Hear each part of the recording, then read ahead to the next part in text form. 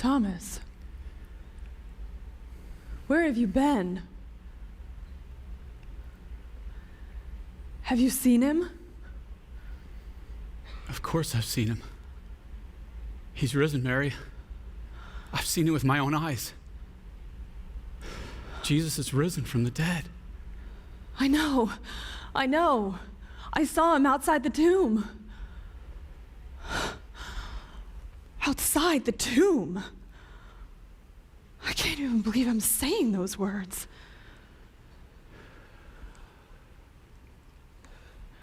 But when he visited the others in this room last week, you weren't there. How did you...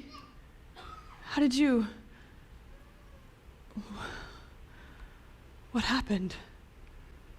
Okay, just sit down. And I'll tell you.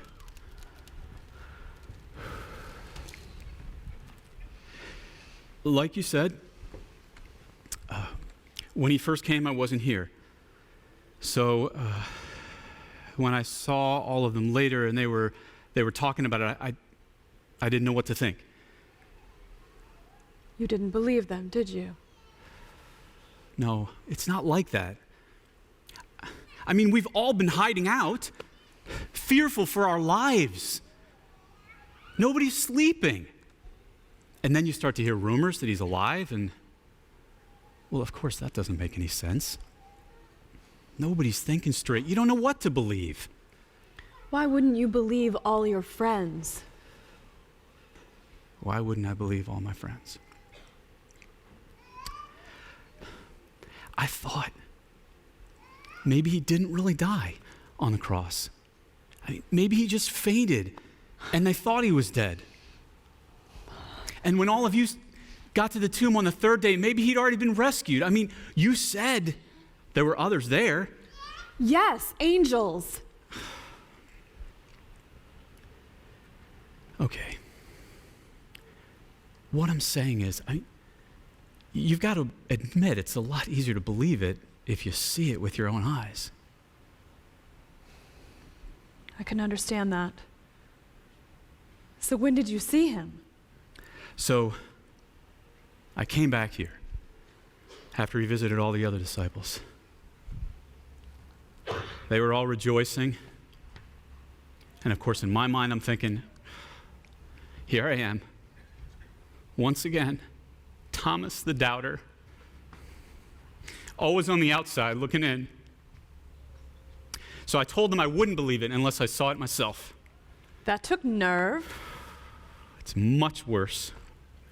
I said I could never believe unless I put my fingers in the nail holes in his hands and my hand in his side where they pierced him with a spear. Thomas, why? I know. I still can't believe I said that. I didn't know what to think. You know me, always needing proof. So what did you do? I left. I couldn't be around them. They couldn't stop talking about it. I spent the next 8 days alone, afraid of them. Afraid of him? I don't know. Maybe. But you did see him. Yes, last night. Last night. I had no place else to go, so I came back here to this upper room. They were all here talking, and then Jesus was there, just like that. I was so ashamed. I didn't want him to even know I was there. The first thing he did was to look at me. He came straight across the room to me. He held out his hands, and he told me to put my fingers in his hands and my hand in his side, and he said, "Stop doubting and believe." I just fell down right there on my knees in that room. I kept saying, "My Lord and my God, my Lord and my God, my Lord and my God." Nothing else would come out of my mouth.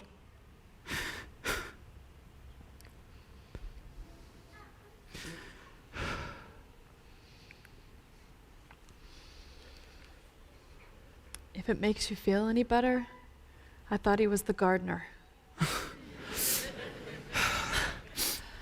I didn't recognize him at all until he spoke my name. And then I knew it was him. My rabbi, my rescuer. I felt this sudden rush of joy come over me, and I just wanted to throw myself at his feet and hold on for my life. But he wouldn't let me touch him. Not even his robe.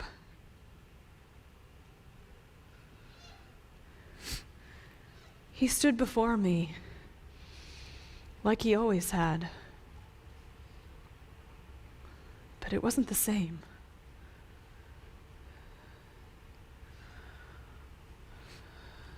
Suddenly I was just aware of how small and weak I am.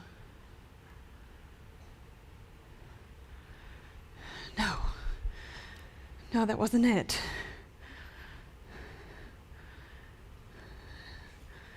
It was more like how big he was. Not physically big, but just...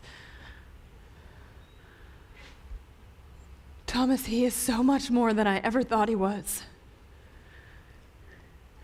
He's so much more than I can even imagine now. I think I know what you mean. Remember when he raised Lazarus from the dead? I thought I'd never see anything like that. I couldn't comprehend a man coming out of a tomb, dead, and then alive again. And do you remember what he said as he called Lazarus out? I am the resurrection and the life. Thomas, yesterday the resurrection and the life was dead. And today he's alive.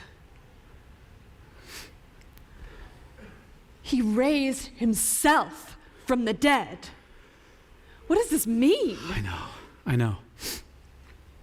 Can I tell you something that sounds totally crazy? Like what we're talking about now isn't? Right?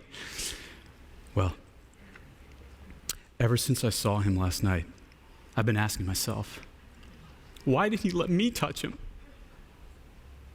His hands, his side. At first I thought, well, he knows I'm a doubter, and I need extra proof. Well, it is what you wanted. But that's not it, Mary. At least, that's not the main reason. He knew what I wanted to see was his resurrected body. I wanted to see proof that he was alive. But what I needed to see was proof that he had died. It's not like Lazarus, a tragic death, a miraculous resurrection. Mary, what he showed me was that he died on purpose. All we've seen over the past few days, the trials, scourging, Pilate, Herod, the cross, it was all for a purpose. It was why he came in the first place. So the cross wasn't the end. It was the point? Yes. And the resurrection wasn't an escape from death. It was proof that he conquered it. Death, sin, curse, hell, they've all been defeated, Mary. I've touched the victory. I've touched the wounds that saved me. That's what he wanted me to see. Do you see it, Mary? I do. He's the Messiah. And the Lord. Thomas, this changes everything. Not just for us, not just for our little place here. This affects everyone. This changes the world. That's what we need to tell others, Mary. Everybody needs to know that Jesus is the Savior of the world. They need to know that their Savior is alive.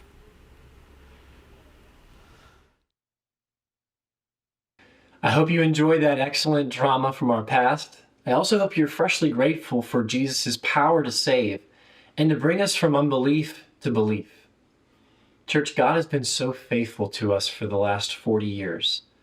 Through many dangers, toils, and snares, He has kept our eyes fixed on the cross. And by God's grace, He will keep us as we continue to turn our eyes to Calvary until He calls us home. Thomas may have touched the victory of Jesus in His resurrected body, but friends, Jesus is still alive and powerfully transforming our unbelief into faith. And tomorrow, we're going to gather to remember the resurrection. And let's come in faith, eager to grow even more in believing that He is the risen Savior of the whole world. But today, this Saturday, we wait with anticipation, even as Jesus waited and rested in the tomb.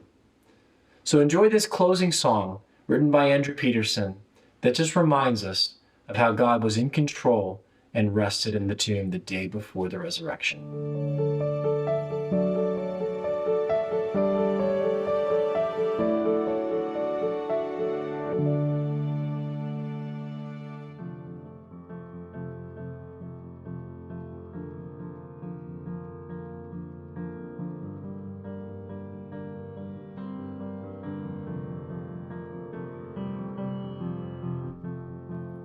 They took His body down.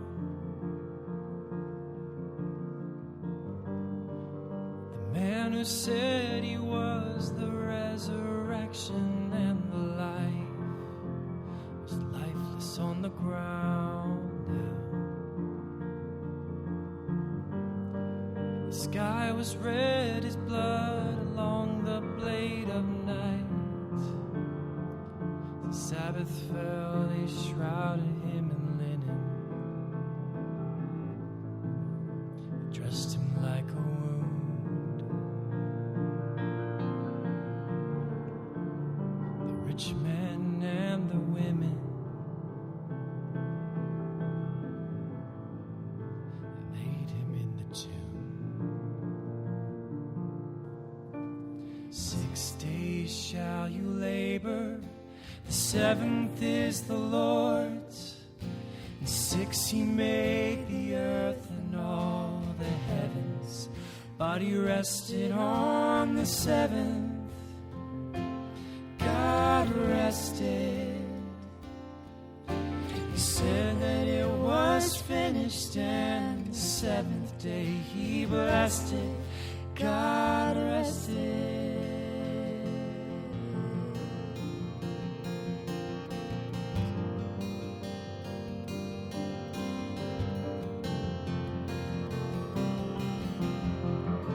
So they laid their hopes away. They buried all their dreams about the kingdom He proclaimed, and they sealed them in the grave. As a holy silence fell on all Jerusalem, but the Pharisees were restless. Pilate had no peace. Peter's heart was reckless. Mary couldn't sleep, but God rested.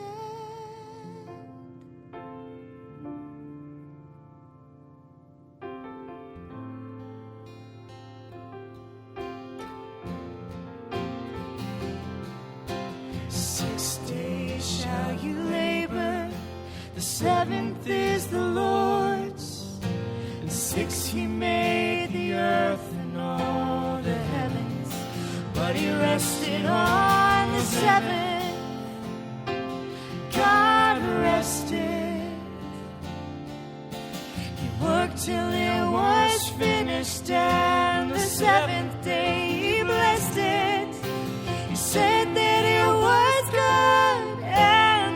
seventh day he blessed it.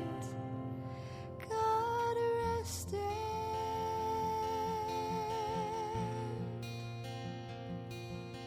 God rested.